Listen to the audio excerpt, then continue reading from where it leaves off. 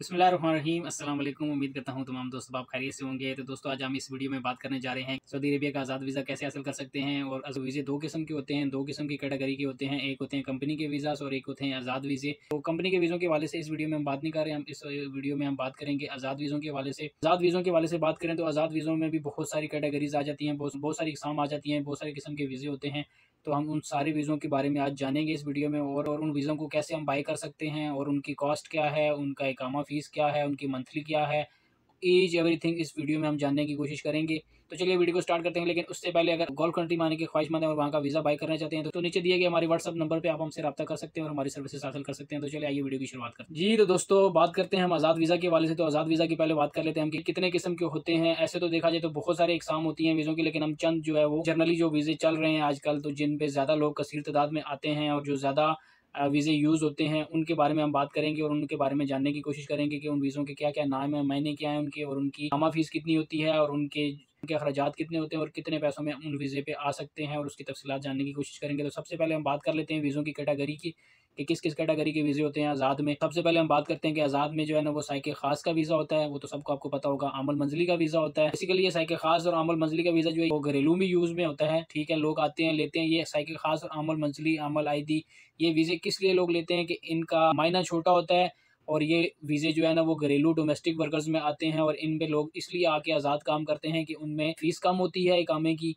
और मंथली कम होती है वीज़े की, तो इसलिए जो है ना उनको फ़ायदा होता है। इसलिए वो लोग इन वीज़ों को ज़्यादा जो है ना वो प्रेफ़र करते हैं। तो साइक़ ख़ास हो गया, आमल मंज़िली हो गया, आमल आईदी हो गया, साइक़ अमूमी हो गया, साइक़ शहाना हो गया, आमल आईदी हो गया, छोटे मुसस्से का बड़ा वीज़ा हो गया, ठीक है। तो ये जो मैंने आपको सारे वीज़े बताए हैं, इनमें कुछ वीज़े जो इसमें हैं जो वो डोमेस्टिक वर्कर्स के लिए होते हैं, मतलब आप घरों में काम कर सकते हैं, करते आप आज़ाद ही काम, मतलब होता काम आज़ाद ही है आपका, लेकिन आप डोमेस्टिक वर्कर्स के तौर पे काम करते हैं, जो घरों में जाके कोई प्लम्बर होता है, कोई इलेक्ट्रीशियन होता है, कोई और कोई दूसरा-तीसरा इस तरह का कोई इससे रिलेटेड कोई काम करता है, तो वो लोग इन मायनों में आते हैं। उसके अलावा जो है ना वो आमल आईदी का जो वीज़ा होता है, उसके बाद जो है वो साइक़ शहाना का वीज़ा जो होता है, आमल आईदी का वीज़ा तो जो शायद साइक़ शहाना का जो वीज़ा होता है, उसके बाद जो है वो छोटे मुसस्से का बड़ा वीज़ा जो होता है। ये वीज़े जो 3-4 मैंने आपको अभी लास्ट में बताए हैं, इन वीज़ों के मायने जो है वो बड़े होते हैं। इन वीज़ों पे आप कहीं भी जाके किसी भी कैटेगरी का काम कर सकते हैं। ना कोई आपको आके तंग करेगा, ना आपको कोई शुर्ता आके पकड़ेगा अगर आपको कोई काम करते देखता है तो, क्योंकि इन वीज़ों के मायने बड़े होते हैं। तो इन वीज़ों पे आप आराम से आसानी से कहीं पे भी काम कर सकते हैं, आपको कोई भी किसी किस्म का मसला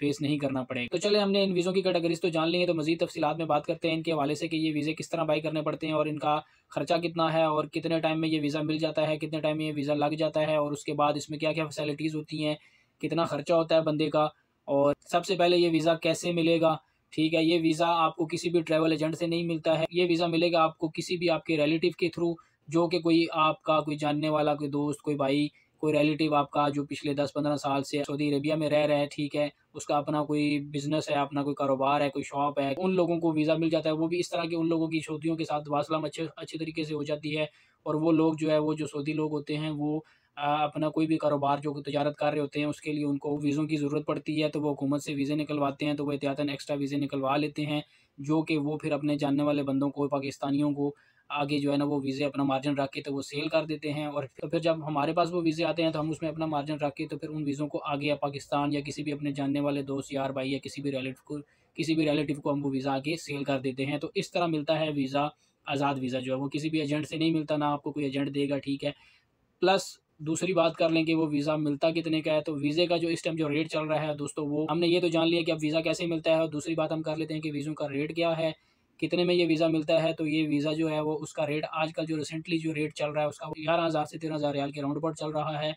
और सेकंड इसमें अगर बात की जाए कि इस वीज़े में हमें फैसिलिटीज़ वगैरह क्या मिलेंगी, जो हमें 12 से 13,000 रियाल या 14,000 लेट्स सपोज़ भरना पड़ेगा हमें, तो उसमें आपको वीज़े के साथ आपको 15 महीने का इकामा फ्री दिया जाएगा। यानी कि आप आएँगे यहाँ पे तो आपके 15 महीने यानी 1 साल 3 महीने के लिए आपको इकामा नहीं लगवाना पड़ेगा, वो आपका इकामा लग चुका होगा। पहला इकामा आपका लगवा के आपको दिया जाएगा, उसमें आपको वीज़ा, इकामा हो गया, प्लस आपको मेडिकल इंश्योरेंस दी जाएगी।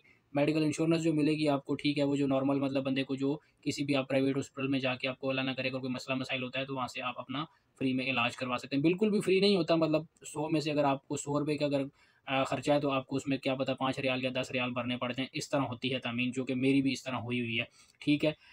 क्योंकि मैं आपको गलत गाइड नहीं करना चाहता, तो इसलिए जो डिटेल आपके साथ मैं शेयर कर रहा हूँ, ठीक है, क्योंकि मैं खुद वीज़ों का काम करता हूँ, तो मैं आपसे वो डिटेल शेयर करूँगा जो एग्जैक्ट है और जो एक्चुअल है, जो करेक्ट है, ठीक है। वीज़ा मिलता कैसे है वो बात कर ली, वीज़े में सहूलतें क्या हैं वो बात कर ली, अब वीज़े का खर्चा क्या है वो भी हमने बात कर ली, अब वीज़ा लगता कितने टाइम में है उसके बारे में बात कर लेते थे। तो जी दोस्तों, वीज़ा जो है वो आपके डॉक्यूमेंट्स अभी आपको पता है कि वीज़ा जो है वो लगना जो है ना चेंज हो गया है। वीज़ा अब लगता इस तरह है, पहले तो पासपोर्ट पे आपके वीज़ा लगता था, पासपोर्ट भिजवाते थे, एम्बेसी में जाता था, वहाँ से वीज़ा उसका स्टैंप होता था, वीज़ा इधर से भिजवाते थे वकाला वगैरह करवा के, तो वीज़ा उसके ऊपर स्टैंप होके डिस्पैच होके तो आपके पास आ जाता था। लेकिन अब ऐसा नहीं है, अब वीज़ा जो है वो डिस्पैच नहीं होता। सऊदी गवर्नमेंट ने रिसेंटली ही ये जो है ये तरतीब चेंज कर दी थी कि अभी वीज़ा जो है वो इलेक्ट्रॉनिक वीज़ा हो गया, ई वीज़ा थ्रू प्रिंट निकलता है अब आपका वीज़ा, ठीक है, यानी कि एक वर्का निकलता है जो कि डिस्पैच नहीं होता। एक पेपर आपको दिया जाता है हार्ड कॉपी में, वो पेज होता है, उसी को आपका वीज़ा पेपर कहा जाता है, और वो बस एयरपोर्ट पे आप जब एंटर होते हैं तो वहाँ से आपको स्टैंप लगा दी जाती है, और यहाँ पे जब आप एग्ज़िट होते हैं एयरपोर्ट पे तो यहाँ पे आपको स्टैंप लगा दी जाती है उस पेपर पे, तो वही आपका वीज़ा पेपर होता है, ठीक है। उसके अलावा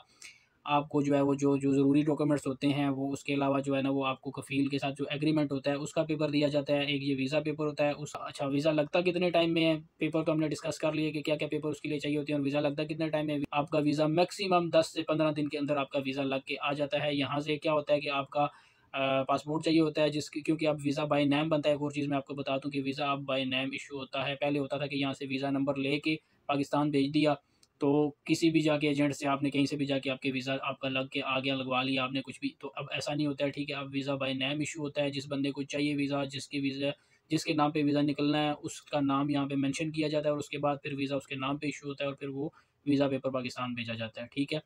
तो उसके बाद ये है कि वीज़ा जो है ना वो विदिन 10 टू 15 डेज़ आपका वीज़ा जो है ना वो, कोई अगर हुकूमती लेवल पे कोई मसला मसाइल ना हो, तो नॉर्मली मैं आपको बता रहा हूँ कि विदिन 10 टू 15 डेज़ में, वर्किंग डेज़ में आपका वीज़ा लग के आ जाता है, और उसके बाद आप आराम से ट्रैवल कर सकते हैं। अच्छा, ये बात हो गई। उसके अलावा एक और ये बात कर लें कि इसमें सहूलतें क्या होती हैं, सहूलियात वगैरह क्या होती हैं। तो ये देखें, आप ये आज़ाद वीज़ा परचेज़ कर रहे हैं, इसमें आज़ाद वीज़े में अगर जिस किसी भाई को, दोस्त को नहीं पता, तो मैं बता देता हूँ कि आज़ाद वीज़े में आपको एक मेडिकल दिया जाता है, वो भी 1 ईयर के लिए, ठीक है, जो फर्स्ट टाइम आप आते हैं यहाँ पे। उसके अलावा आपका इकामा फ्री होता है। तीसरी कोई चीज़ जो है वो उसमें ऐड नहीं होती है, आपकी रिहाइश अपनी होती है, उसमें आपका खाना-पीना आपका अपना होता है, बाकी जो कोई भी मामलात हैं, आपके अखराजात हैं, वो सब आपके अपने होते हैं, ठीक है, इसमें कोई ऐड अप नहीं होता। और 1 साल 15 महीने के बाद जो है, यानी कि 1 साल 3 महीने के बाद आपका जो है ना वो इकामा रिन्यू होता है, उसकी फ़ीस देना आपने शुरू करनी होती है, और वो जो उसकी मंथली होती है, और उसके बाद तो वो फ़ीस कितनी होती है और इकामा जो है वो कितने में लगता है, इस लास्ट में हम इसके बारे में बात कर लेते हैं कि जो मंथली फ़ीस है आपकी वो 300 से 500 रियाल के दरमियान इसके राउंड अबाउट होती है किसी भी वीज़ा की, ठीक है, किसी भी कैटेगरी का वीज़ा ले लें। अगर आप छोटे महीने का वीज़ा लेते हैं, ठीक है, तो उसकी 300 से 350 रियाल की मंथली होगी उसकी, ये आपको कफ़ील को मंथली पे करने पड़ेंगे। और अगर आप बड़े महीने का वीज़ा लेते हैं, जैसे कि छोटे मुसस्से का हो गया, तो वो मिनिमम जो है वो 400 और मैक्सिमम 500 के राउंड अबाउट उसकी फ़ीस होती है मंथली, जो आपने कफ़ील को पे करनी होती है, मंथली जो पे देनी होती है। ठीक, उसके अलावा जो है वह इनका खर्चा कितना होता है, जो है वो साल बाद का इकामा कितने का लगेगा, उसके बारे में हम बात कर लेते हैं। तो जो छोटे महीने के वीज़े हैं, उनका जो है ना इकामा वो 4 से 4,500 रियाल में अब लग रहा है इस टाइम, ठीक है, जो है अभी का जो रेट चल रहा है इकामे का, जो क्योंकि ये गवर्नमेंट फ़ीसेस होती हैं, ये ना कफ़ील ने अपनी जेब में डालनी होती हैं, और ना जो आपको वीज़ा दे रहा है उसने अपनी जेब में डालनी होती हैं, ये गवर्नमेंट को पे करनी होती है, और एनुअली बेसिस पे ये पे करनी होती हैं। तभी जाके आपका इकामा रिन्यू होता है, और तभी उसके बाद जाके आपकी छुट्टी लगती है, और आप कहीं भी ट्रैवल कर सकते हैं, उसके बगैर आप छुट्टी भी नहीं लगा सकते। तो इसलिए अभी जो उनकी तरफ से जो रेट चल रहा है वो 4 से 4,500 रियाल सालाना चल रहा है, ठीक है। ये आपका उसमें इकामा फ़ीस जो है ना वो शामिल होती है, और उसमें आपका ये मंथली जो इसकी बनती है कफ़ील की वो शामिल होती है सालाना, ठीक है। क्योंकि कफ़ील आपसे उसका इत्तेफ़ाक अगर हुआ है कि वो साल के पैसे इकट्ठे लेगा आपसे, तो फिर आपको इकट्ठे देने पड़ेंगे। अगर आपका उसके साथ इत्तेफ़ाक हुआ है कि आप उसको 3 महीने बाद देंगे, 3 महीने बाद देने हैं, या फिर कुछ लोग होते हैं जो वो हर महीने बाद देते हैं। लेकिन नॉर्मली ये होता है कि 3 महीने बाद या फिर सालाना जो है वो इकट्ठे पैसे ले लेते हैं ज़्यादातर लोग, ठीक है। तो ये मैं छोटे वीज़ों का आपको बता रहा हूँ कि छोटे वीज़े जो हैं, छोटे महीने के साइकिल ख़ास, अमल मंज़िली, अमन आईदी, ये हो गए जो ये छोटे महीनों के जो वीज़े हैं, इनके जो है वो मंथली मैंने आपको बता दिया 300 से 400 रियाल के दरमियान है, और इनका इकामा जो है ना वो रिन्यूअल जो फ़ीस है वो 4 से 4,500 रियाल जो है वो सालाना होती है, ठीक है। तो ये इसमें मैं आपको जो बता रहा हूँ ये 4 से 4,500 रियाल, ये उसमें आपका इकामा का फ़ीस और आपका सालाना जो है बनता है वो ऐड है टोटल, यानी कि मिला के टोटल जो पैसे बनते हैं, यानी 4 से 4,500 मैक्सिमम 5,000 कर लें, ठीक है, ये आपको सालाना पे करने पड़ते हैं। उसके अलावा अगर बात कर लें हम बड़े महीनों के वीज़े की, तो बड़े महीनों के वीज़ों की जो है ना वो मंथली जो है ना वो 4 से 500 रियाल होती है। 4 से 500 रियाल महीने का आपको देना पड़ता है, ठीक है। वही तरतीब होती है उसकी, आप तय कर लें कफ़ील के साथ आपने महीने में देने हैं, 3 महीने में देने हैं या फिर साल के एडवांस में इकट्ठे देने हैं, ठीक है। और उसका जो इकामा रिन्यूअल फ़ीस होती है वो, तो ये 5 से 6,000 रियाल में आपका टोटल जो है ना वो इस बड़े महीने के वीज़े का जो है वो खर्चा होता है, इकामा प्लस मंथली मिला के, ठीक। ये तरतीब होती है दोस्तों, ठीक है। तो आई होप कि आपको वीज़ों की मायने और उनकी डिटेल और उनका अखराजात और उनके मंथली और उनका इकामा फ़ीस इसके हवाले से मुकम्मल तौर पे मालूमात हासिल हो चुकी होगी। मज़ीद आप इस हवाले से कुछ जानना चाहते हैं तो कमेंट सेक्शन में लाज़मी अपनी राय का इज़हार कीजिएगा। आई होप कि आपको सारी डिटेल आसानी से समझ आ गई होगी। तो इंशाल्लाह मिलते हैं नेक्स्ट वीडियो में, तब तक के लिए इजाज़त दीजिएगा। अल्लाह।